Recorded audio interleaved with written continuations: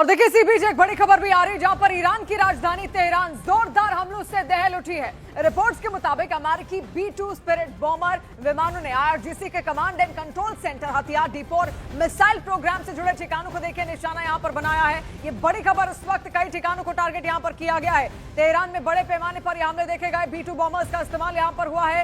B-2 bombers से Tehran पर ये हमले यहां पर किए गए हैं। आप देखिए किस तरीके से एक एक तस्वीर न्यूज़ 18 इंडिया के जरिए हम आप तक पहुंचा रहे हैं। और पूरे मिडिल ईस्ट में इस वक्त धमाके ही धमाके देखने को मिल रहे हैं।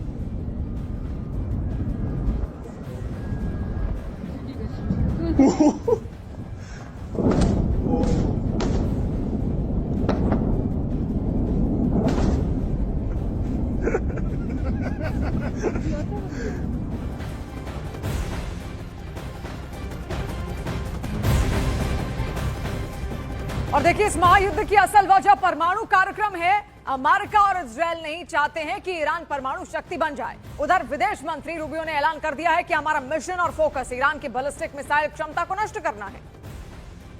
ईरान ने भी कबूल किया कि अमेरिका ने नातांज को निशाना बनाया, जबकि अंतर्राष्ट्रीय एटॉमिक एनर्जी एजेंसी के प्रमुख राफेल ग्रॉसी का दावा है कि किसी भी न्यूक्लियर साइट पर नुकसान के संकेत नहीं मिले हैं।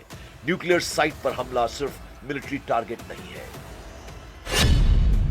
इससे रेडिएशन का खतरा बढ़ सकता है, परमाणु युद्ध का जोखिम बढ़ सकता है।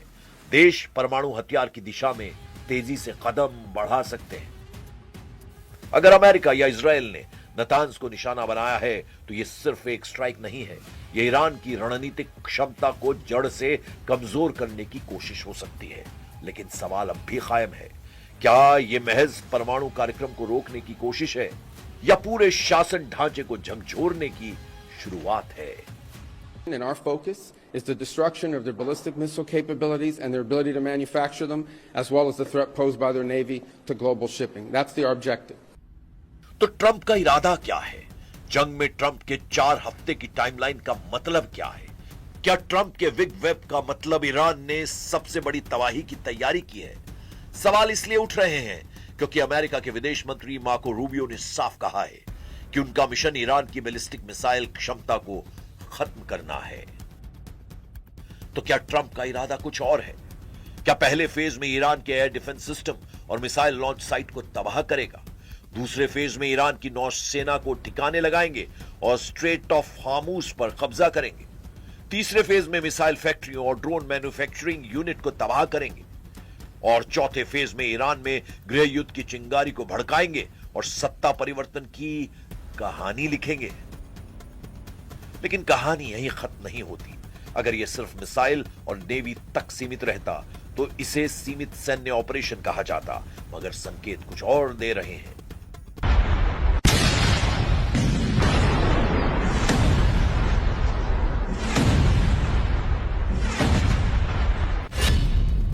ट्रंप का प्लान बी। सवाल है कि क्या अमेरिका पहले ईरान की सैन्य ताकत को तोड़ेगा, फिर उस पर आर्थिक नकेल कसेगा, इसके बाद साइबर हमलों से कम्युनिकेशन सिस्टम को ठप करेगा और फिर अंदरूनी असंतोष को हवा देगा। क्या ट्रंप का यह ब्लूप्रिंट प्लान बी है? जब 2003 में इराक पर हमला हुआ था तो शुरुआत मास वेपन डिस्ट्रक्शन से शुरू हुई थी, लेकिन इसका अंत सत्ता परिवर्तन से हुआ था। अब अमेरिका इसी इतिहास को दोहराने वाला है। पहले फेज में अमेरिका और इजराइल ईरान पर एयर स्ट्राइक कर रहे हैं। अमेरिका ने पूरा ध्यान रणनीतिक रूप से ईरान की सैन्य और मिसाइल ताकत को तबाह करने पर लगाया है। अमेरिकी सेनाओं ने तेहरान के साथ ही कई बड़े शहरों में ballistic missile site, air defence system और कमांड कंट्रोल सेंटर को निशाना बनाया ताकि ईरान की जवाबी क्षमता को पहले ही कमजोर किया जा सके। अमेरिका ने टॉमहॉक क्रूज मिसाइलों जैसे हथियारों का इस्तेमाल कर IRGC के ठिकानों और डिफेंस नेटवर्क को बड़े पैमाने पर टारगेट किया, और यह सब पहले 24 घंटे में बड़े पैमाने पर हुआ है।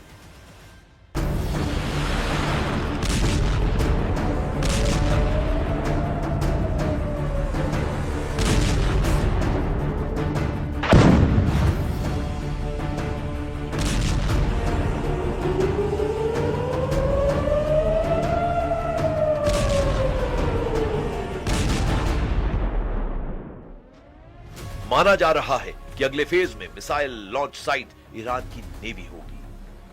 उधर ईरान ने स्ट्रेट ऑफ हॉर्मुज में जंग छेड़कर भी अमेरिका के साथ खाड़ी देशों को भी टेंशन दे दी है। दुनिया के तेल का बड़ा हिस्सा यहीं से गुजरता है। अगर अमेरिका ईरान की नौसेना को खत्म करता है तो क्या ये सिर्फ सुरक्षा या ऊर्जा आपूर्ति पर रणनीतिक कब्जा होगा?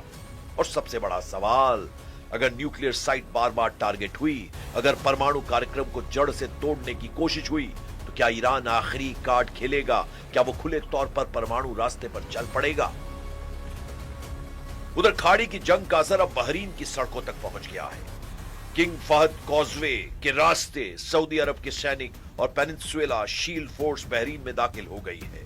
दावा किया जा रहा है कि ईरान के मिसाइल और ड्रोन हमलों के बाद सुरक्षा मजबूत करने के लिए यह कदम उठाया गया है, न कि किसी तख्ता पलट को रोकने के लिए। लेकिन जमीन पर तस्वीर अलग है। खामनेई की मौत के बाद मनामा में बड़े पैमाने पर ईरान के समर्थन में प्रदर्शन हुए।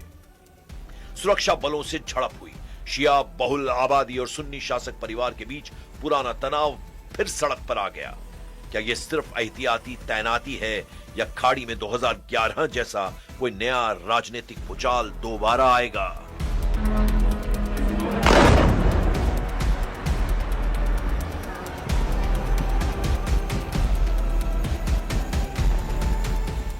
मिडिल ईस्ट की जमीन जल रही है, आसमान में मिसाइलें हैं और समंदर में तनाव है।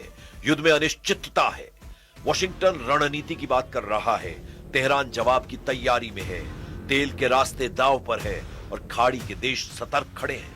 अगर यह ऑपरेशन सिर्फ सैन्य लक्ष्य तक सीमित नहीं रहा तो इसका असर सीमाओं से बहुत आगे जाएगा। अब निगाहें सिर्फ अगले हमले पर नहीं, अगले फैसले पर है, क्योंकि आने वाले दिन तय करेंगे ये टकराव सीमित रहेगा या इतिहास का नया चैप्टर लिखेगा। और इसी बीच एक और बड़ी खबर इस वक्त आ रही, जहां पर ईरान ने इजराइल पर मिसाइल दागी है। देखिए, तेल अवीव में लगातार कई सारे सायरन यहां पर बज रहे हैं और ईरान से मिसाइल दागे जाने की खबर इस वक्त मिल रही है। बहरीन में भी सायरन लगातार बज रहे हैं। अलर्ट लोगों को किया जा रहा है कि वो बंकरों में छिप जाएं और खुद को सुरक्षित रखें, महफूज रखें, क्योंकि ईरान अब भी रुका नहीं है। ईरान ने इजराइल पर फिर से ये मिसाइल दागी और ताजा हमला यहां पर किया गया है। तेल अवीव में लगातार कई सारे सायरन बज रहे हैं। ईरान से मिसाइल दागे जाने की पूरी खबर है। बहरीन में भी लगातार सायरन बज रहे हैं और देखिए, लगातार ईरान कह रहा था कि वो रुकेंगे नहीं और ये सायरन इसी तरीके से बजते रहेंगे, ये भी उसने चेतावनी दी थी।